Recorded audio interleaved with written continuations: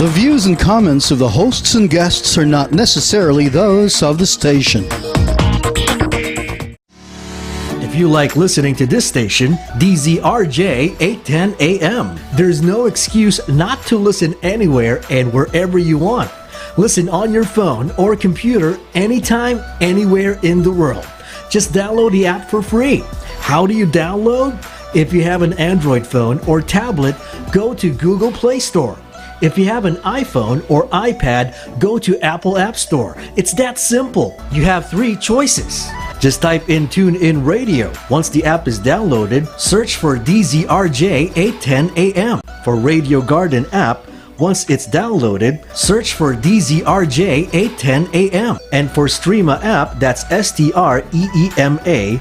And once it's downloaded, search for DZRJ 810 AM. And now you can enjoy DZRJ 810 AM anytime and anywhere. Hey, it's free.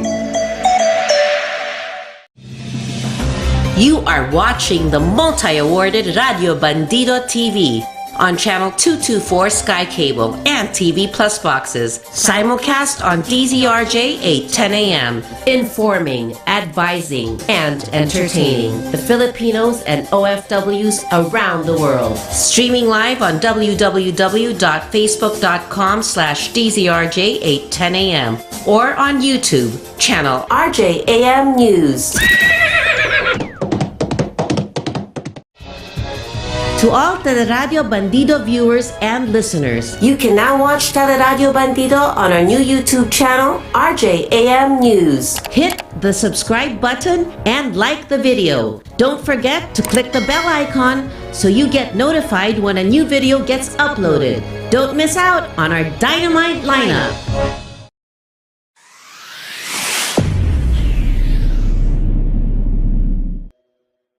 Magandang umaga po sa inyo lahat.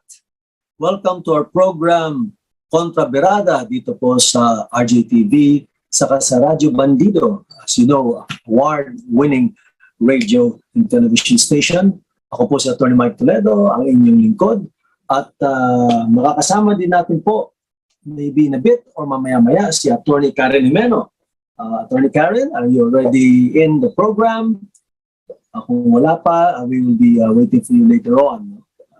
So unang-una, thank you so much for joining us this Friday morning. It's March 11, Friday. Biyernes na po, weekend. Napakabilis talaga po ng panahon. Parang Lunes lang.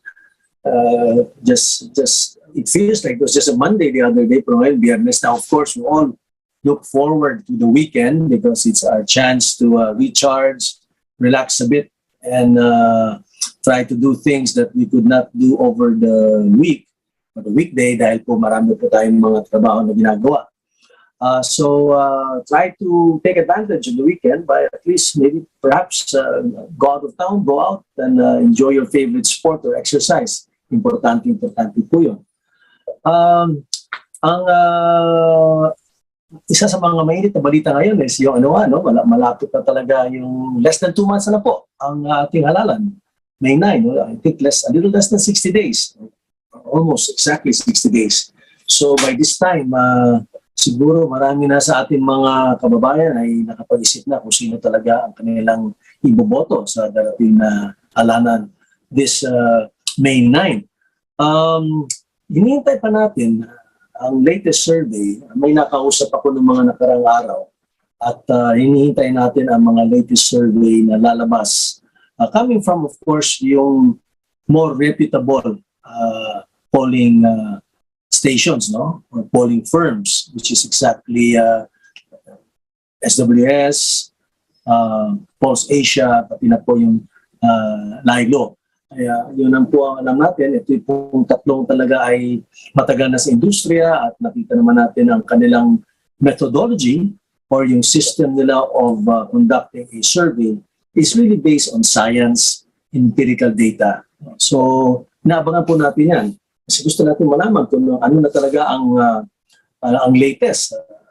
So, from what I understand, survey conducted in the last week of February, around that time, baka by this weekend or early next week lalabas na yung resulta. At sa aking pananaw, ito naman po ay just a personal opinion, kung sino man ang mangunguna doon sa darating na survey na lalabas at kung ang agwat ay malaki pa rin, medyo mahirap na pong habulin yan. Especially since we're running out of time. Pwedeng sabihin, siguro kung mahaba-haba ang panahon, baka may chance. No? You'll never know naman talaga. You'll never know. Kasi yung iba siguro tumataas ng konti. Pero kung if the surveys come out by tomorrow, for example, or Monday, and let us say that the lead is still the same, and the leading candidate is still the same, medyo more or less you have an idea already kung sino na. But then again, as I have been saying here in the program, no, politics is the art of the possible or the art of the impossible. Diba? And politics, 2 weeks in politics is definitely an eternity. Marami po pa pong pwede mangyari in 2 weeks or even in 1 week. So we can never really tell. Marami pa rin ang pwedeng mangyari in the next couple of days. Pero I'm sure lahat ng ating mga kababayan ay sinubaybayan na yan at tinitingnan nila kung ano talaga ang mga resulta sa mga latest surveys. So, hintayin po natin yun. At balita ko ay malapit na rin lumabas.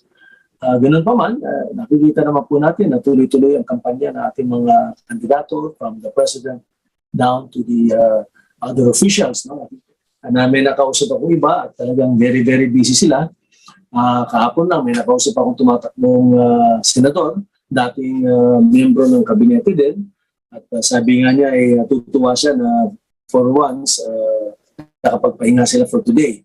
At sabi nga niya, agad daw sunburn na siya. Sunburn na siya dahil nga sa kakaikot at kakakampanya.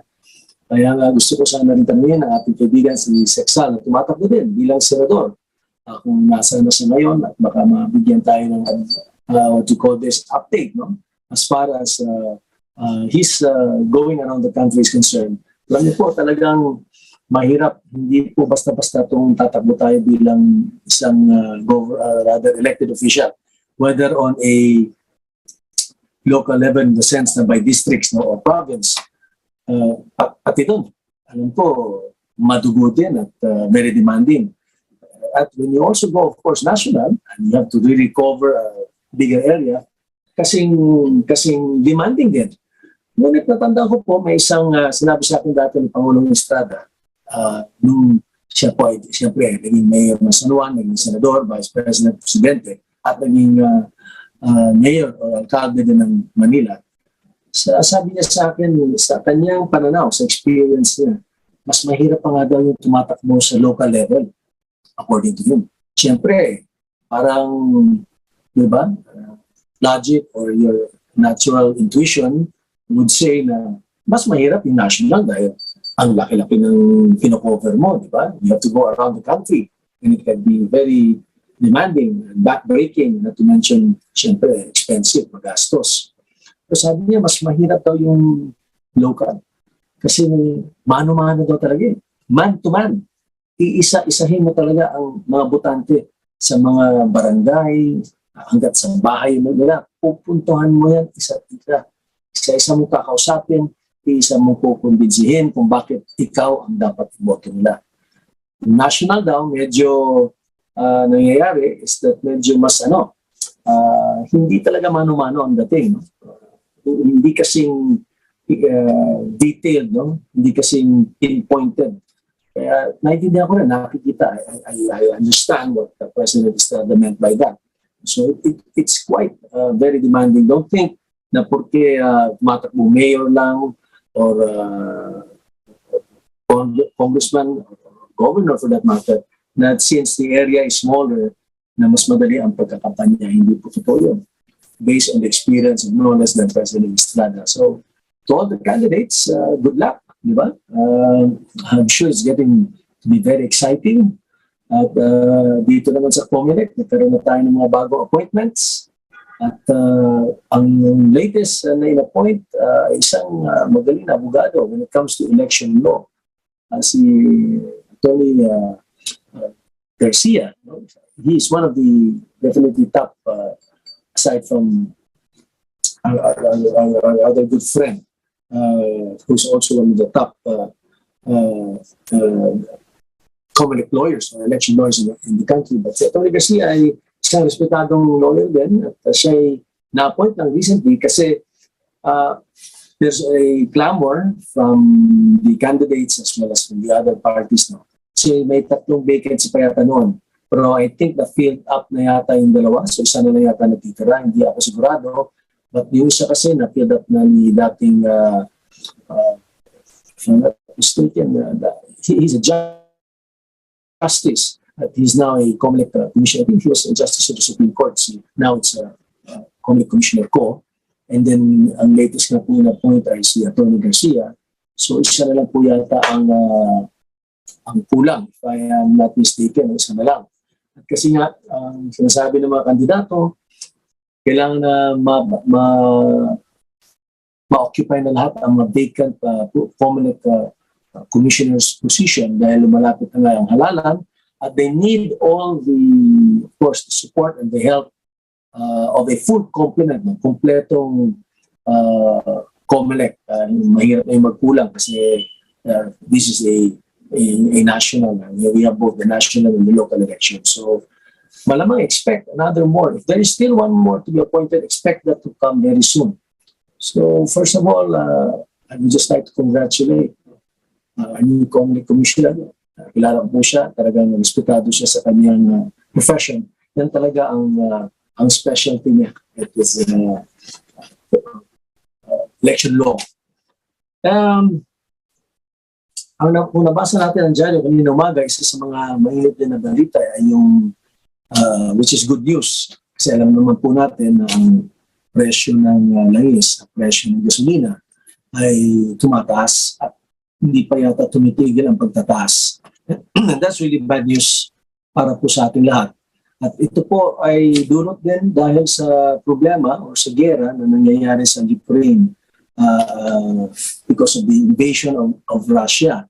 Kagaya na sinabi natin sa mga ating previous episodes dito sa ating programa na maski na malayo po ang Ukraine at Russia sa atin, ang effect po ng gera o ng nangyayari din ngayon dahil sa pag-invade ng Russia sa Ukraine ay nafe-feel po rin natin dito sa Pilipinas. And specifically po, dahil sa nangyari doon, tumaas na po ang presyo ng gasolina. At alam naman natin, pag tumaas ang presyo ng gasolina, tataas na ang presyo ng transportation. Ang babayaran mo when you use public transport. No? At tataas din ang presyo ng bilihin dahil siyempre, i-add na sa pass-on cost. No? Napasa yan ng manufacturer or any businessman kasi tumaas ang kanyang input. Diba? Yung input niya na paggawa ng isang produkto, ay siyempre, lilit yung kita niya. Kaya kailangan din niya taasan yung presyo para mabawi yung sa pagtaas ng bilihin ng gasolina. At yan po ang epekto talaga ng gera sa Ukraine na sa lukuyan ay sa ating pananaw wala pa yata nakikita ng light at the end of the tunnel, so to speak. Tuloy-tuloy po ang gera, tuloy-tuloy pa rin ang pagbubomba. In fact, maraming nagalit dahil ang Russia daw ay binomba ang isang hospital sa Ukraine, isang children's hospital pa nga daw. At may mga pregnant women na nasaktan. Iba pa yata ay namatay. So, talagang mga masaklap paggera. Minsan talaga, hindi mo na talaga, may tinatawag na collateral damage. Sana naman po hindi sinasadya talaga ng mga civilians ang tinatamaan. Pero may mga ebidensya daw na ganun nga ang ginagawa, which is a form of warfare. Pero ibang topic na rin yun, ibang issue at pwede natin pag-usapan next time. Ang dasal na lang po natin sana ay matapos na to at as soon as possible time. Russia supplies a large portion of oil and gas to Europe and to the world. Russia is one of the biggest economies. I think it's number 11 as far as its economy is concerned. It's a big exporter of not only oil and gas but other imported products, including agricultural products, and also a big importer then of products, especially electronic products from China. Pero at least in China at Russia, dito sa gera na to, medyo parang on the same side sila to, so to speak. But again, we can elaborate on that. Pag-usapan natin mabuti yan in the next couple of days, maybe we can invite another person who can talk about the dynamics, no, of the geopolitical situation as far as the war in the Ukraine is concerned. Pero ang magandang balita dito dahil na tumataas yung presyo ng langis, ay ang DDM, ang Department of Budget and Management, talagang inutusan sila ni President Duterte na magbigay ng 3 billion worth of fuel subsidies, and discounts for PUV drivers and agri-workers. So ang sinasabi nila, we were looking at about 6,500 jeepney, mga UV drivers, minibus drivers, they will be directly affected. So sila po ang bibigyan kaagad ng direct ayuda. At bibigyan din daw po ng ayuda yung po mga agricultural workers. And this is really good news, no? And they can claim their cash cards from the land bank. Kaya yung sa mga ating mga jeepney drivers po na nakikinig at those po in the agricultural sector, please contact the land bank and also try to find out from your respective local organizations or jeepney cooperatives to how to avail of the direct ayuda na galing po sa gobyerno. And ano naman po natin kung gaano ka-time dito kasi talaga naman po malaking epekto po talaga to sa kita ng ating mga drivers, ng ating mga farmers na kung tinanong ang kita nila ay nakakaya pa po dahil dito sa problema sa Ukraine at tumataas po ang ating bilihin, ating kuryente, ating transportation. Anyway, we'll take a short break po muna habang hinihintay din natin po sa Atty. Karen at magbalik po natin na pag-usapan pa natin ang mga iba't ibang bagay na nangyari. Maybe talk about more of the good news. So, huwag mo po na kayong malis. Don't go away, stay with us. We'll be back.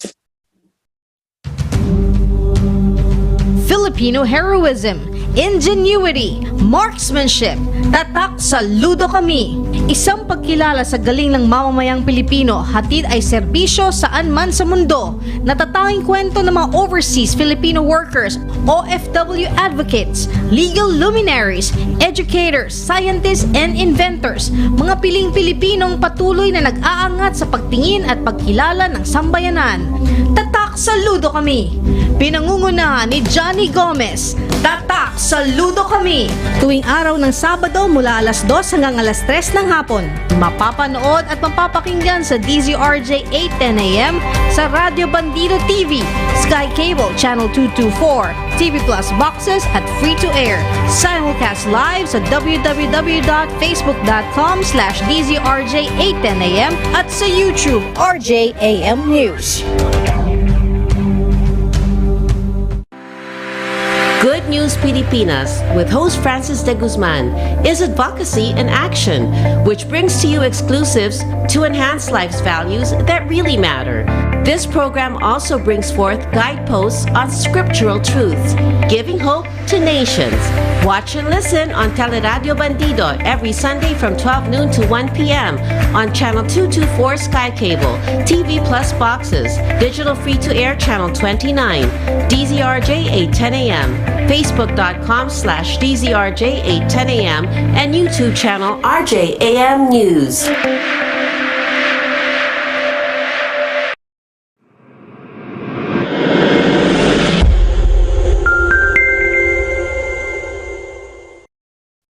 Welcome back. You're watching our program, Kontra Birada, dito po sa Radyo Bandido at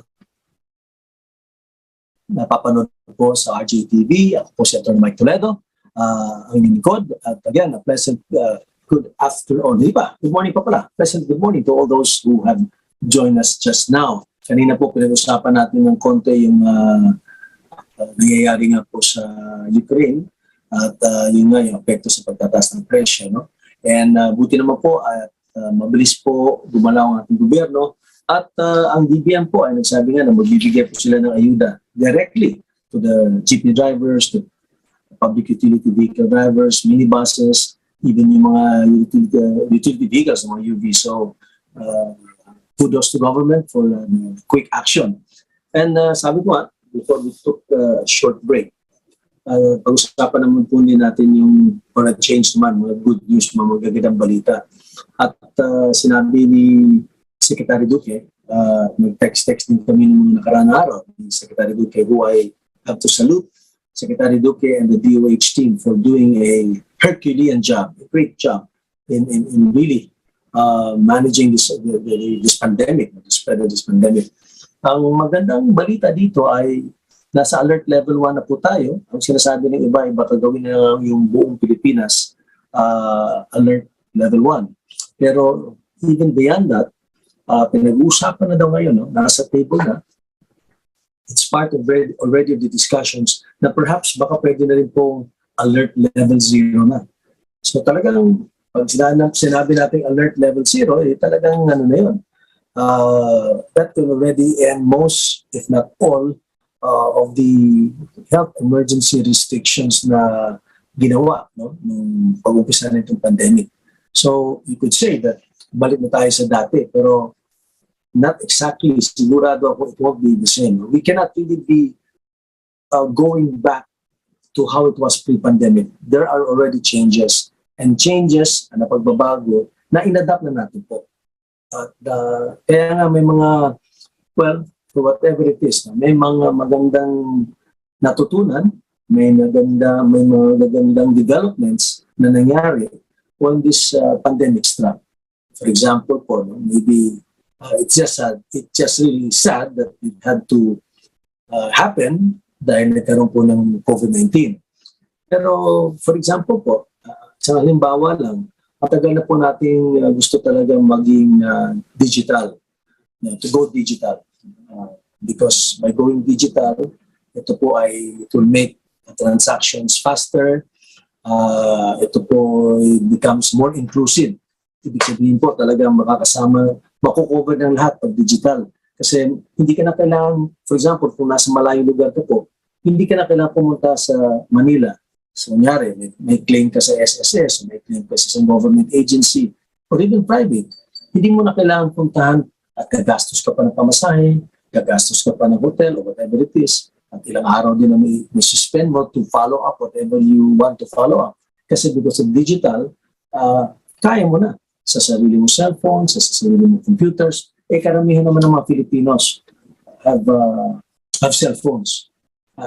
From what I understand, we have a population of 110, and I think there are about 100 million cell phones. I think some people even have 2, diba, cell phones. Sana ako doon. Pero yun nga ano dyan, no? Ang pagpupunta sa digital, napabilis, na-accelerate.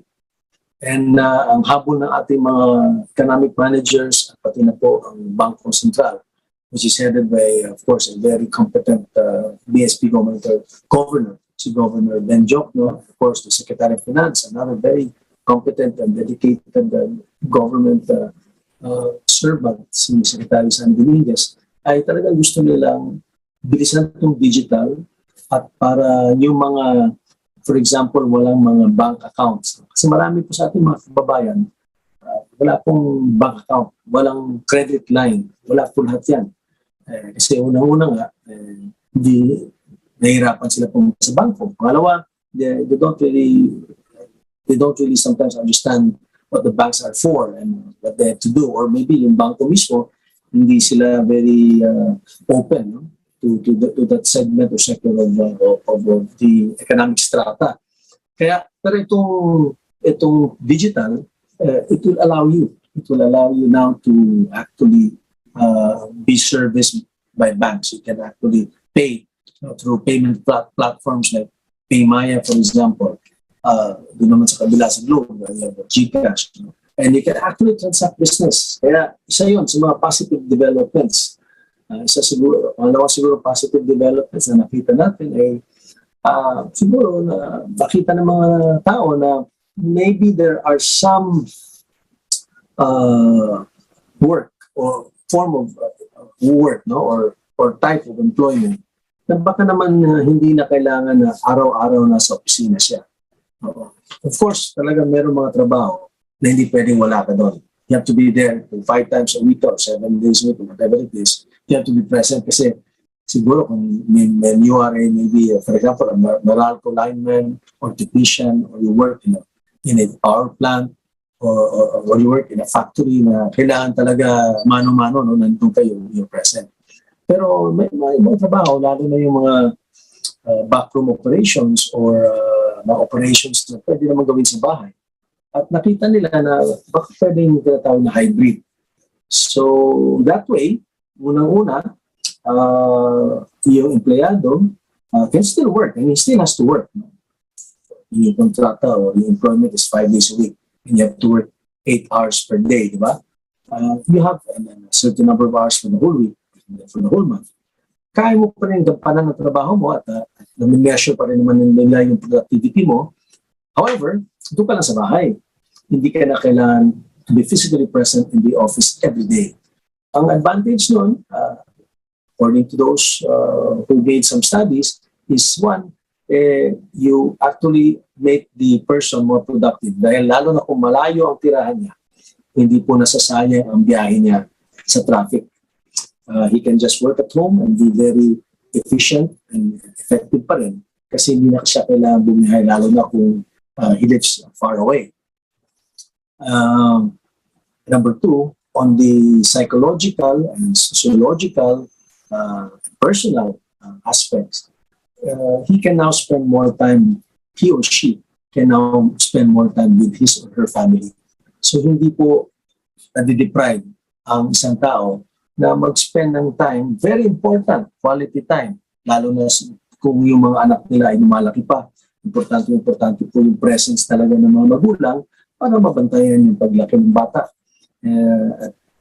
During that time, during that age, you're actually creating memories with your children. Kaya yun sinasabi nila, it will also be helpful psychologically, then improve family relationship without sacrificing productivity. Kasi mapantayin pa rin nila. Kasi kailangan na tuloy pa rin yung produkto ng trabaho mo. I mean, if you have deadlines to meet, papers to submit, whatever it is that you have to do, magagawa. So, isa yun. Dahil doon, naisip nila, pwede pa lang, hindi naman kailangan, for example, ito, pwede naman silang 3 times a week na papasok. At doon sa opisina na rin, it will mean less consumption in terms of power. Di ba? Less consumption of whatever it is. Di ba? Kasi kung your workforce is not 100% the whole time, kasi meron naman pwede magtrabaho sa bahay, then, syempre, that means also less cost on your part. So, perhaps, as far as your operational expenses are concerned, medyo bababa. Pero, hindi pa final yan, pero yan na nakikita nilang mga resulta because of this. Even meetings. Dati, di ba, talaga pag meeting ka, talaga meeting face-to-face. Which, tapa naman, face-to-face. Iba na rin yung may handshake. You see and talk to the person you're meeting. And you can really feel whether or not the person is sincere, etc., etc., lalo na pag negotiations. Pero nakita naman natin that perhaps there are some meetings na pwede naman siguro. Not all meetings need be done in person. So, again, instead of siguro bumiyahe ka abroad, although sayang din yung junket, sayang din yung, minsan gusto mo talaga bumiyahe din sa labas. No? Good excuse. Pwede dito lang sa Pilipinas and you go abroad. Pero there are times talaga na nakita na naman. Kasi dati, halos wala naman nag-zoom. Even if available na yun. Actually, the technology was available even before. It is now more, shall we say, it's now more used because of the pandemic. Nakita nila na pwede naman pala makipag-meeting.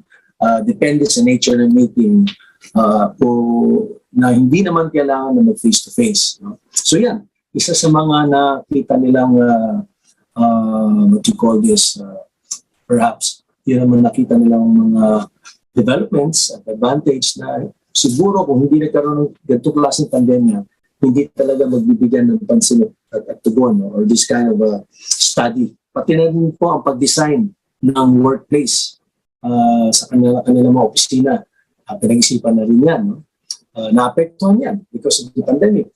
And then of course, when it comes to real property, marami sa ating mga kababayan at mga kaibigan, they realize na siguro maigi din mag-invest or magtayo ng bahay, outside of Metro Manila na medyo nalalayo sa population dahil nga na feel nila pag nandun na sila sa Metro Manila during the pandemic, lalo na tumaas yung rate dito, parang they needed a place to go. So if you ask a lot of these real estate companies, ang sales po ng mga lupa, bahay outside of Metro Manila has gone up within the pandemic. Anyway, since we're a Friday, we're only up to 12, no? And again, maraming po salamat for joining us this morning. Kagaya na sinabi ko kanina at the start of the program, try so much to enjoy your weekend. It's very important na mag-relax po kayo para ma-recharge. So if we have plans to go out of town, gawin nyo na po. Lalo na ngayon na nag-open up na nga tayo, wala na yung mga checkpoint at mas madali nang bumiyahe. So enjoy your day, enjoy your lunch. Magkita-kita po ulit tayo sa Lunes at hopefully makasama natin sa Tony Karen. And we'll think of somebody to interview for our Tuesday episode, which is actually a longer episode from 5 to 6:30. So have a good day. Good afternoon. Magkita-kita tayo ulit sa Lunes. Enjoy. Bye-bye.